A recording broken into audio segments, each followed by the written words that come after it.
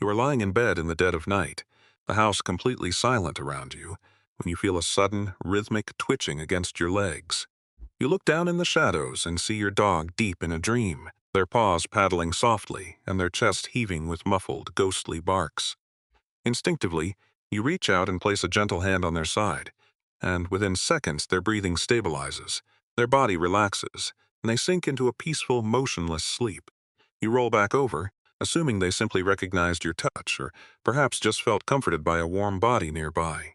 But if you could peer into the deeply complex neurochemical blueprint of their brain during that exact moment of distress, you would realize you are missing a staggering biological truth. This isn't just a simple reaction to a comforting presence. It is an instinctual activation of the exact same neural pathways that light up when a human child reaches out for their mother or father in the dark. While you see yourself as a loving pet owner who provides food and shelter, your dog's nervous system has actually undergone a total psychological evolution that completely reframes your entire relationship. There is a hidden primal architecture behind how they view you, and once you decode the subtle, quiet behaviors they display every single day, you will realize that your dog doesn't just see you as a leader, a provider, or a friend. They have mentally and biologically categorized you as their parent. Think about the way your dog reacts when you walk through the front door after a long day at the office, exploding into a frantic display of spins, whines, and full-body wags. You smile, grab a toy, and assume they are just excited for a walk, or perhaps they are just hyperactive because they've been trapped inside all afternoon. But the twist is that in the psychological world of canines, this intense reunion isn't about boredom or playtime. It is the manifestation of what scientists call the secure base effect. This is the exact same behavioral phenomenon observed in human infants when a parent returns to a room. Unlike wolves, who greet pack members with a sense of status check and hierarchy, dogs have evolved to see their primary human as a psychological anchor of absolute safety. When you leave, their world becomes inherently less secure, and when you return, their entire emotional equilibrium is instantly restored. In psychological terms, they are expressing an attachment security that can only exist between a child and a caregiver. It is a moment of profound invisible validation that proves their joy isn't a surface-level mood. It is a deep instinctual celebration that the person who guarantees their survival and peace of mind is finally back in the den. This maternal and paternal attachment goes even deeper when you notice where they choose to position themselves when you are relaxing around the house. You might be sitting at your kitchen table, working on a laptop or doing the dishes, and you constantly find yourself tripping over them because they have pressed their spine directly against your ankles or laid their head right on your feet. You nudge them away with a gentle laugh, assuming they are just being needy, or that they are trying to manipulate you into dropping a piece of food. However, what is really happening is a high-level biological mechanism known as contact comfort. In the earliest weeks of a puppy's life, physical contact with the mother is the only way they can regulate their own body temperature and keep their heart rate from spiking out of fear. When your adult dog insists on maintaining physical contact with your feet or legs while you work, they are actively replicating that infantile safety loop. They are using your body mass to downregulate their own central nervous system, signaling to their brain that as long as they are touching you, they are completely exempt from the dangers of the world. It is a beautiful display of regression to pure innocence, proving that their physical closeness isn't a habit of convenience, but a silent confession that your presence is their ultimate sanctuary. As you begin to see your companion not just as a well-trained pet, but as an intuitive, emotional dependent who mirrors the psychology of a growing child, even the most subtle glances start to feel like a profound conversation. You start to realize that their daily habits aren't random quirks, but the hard-won survival scripts of a species that chose to leave the wild behind, just to find a family in us. This journey into the hidden history of the canine soul is what we explore here every week, unmasking the complex storytelling that happens in the quiet moments of our shared lives. If you're starting to appreciate the silent child who looks up at you with absolute trust, joining this community by subscribing is your way of promising to be the guardian they believe you are. We are learning to translate the language of the pack together, because in their world the ultimate goal isn't just to be fed. It's to be understood by the one they call home. By staying curious, you aren't just managing an animal, you are honoring a legacy of devotion that turns a house into a sanctuary. The mystery of this parent-child bond takes an even more surprising turn when we look at the concept of social referencing during moments of sudden uncertainty. Have you ever noticed that when a loud, unexpected noise happens outside, like a clap of thunder or a backfiring car, your dog doesn't immediately run away, but instead immediately whips their head around to look directly at your face?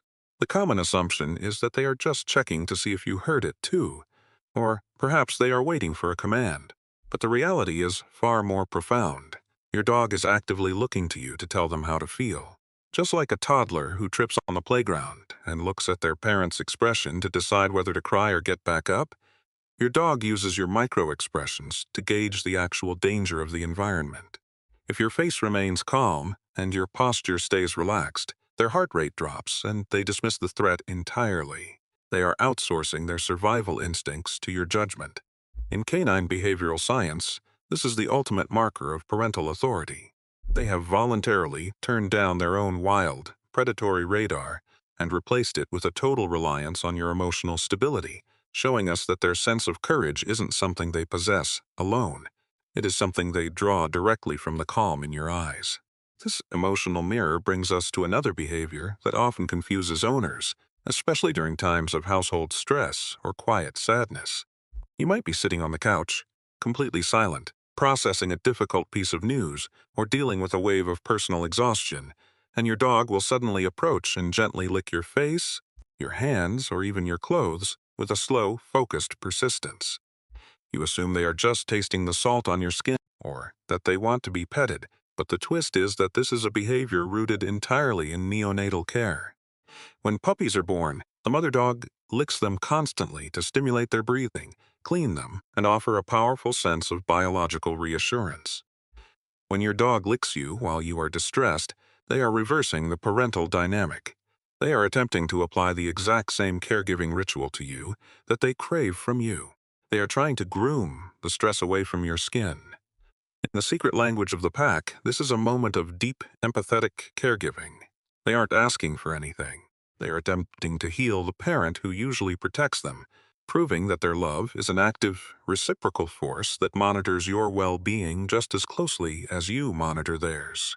The powerful insight that reframes everything we've discussed is the realization that your dog's entire identity is structured around your validation.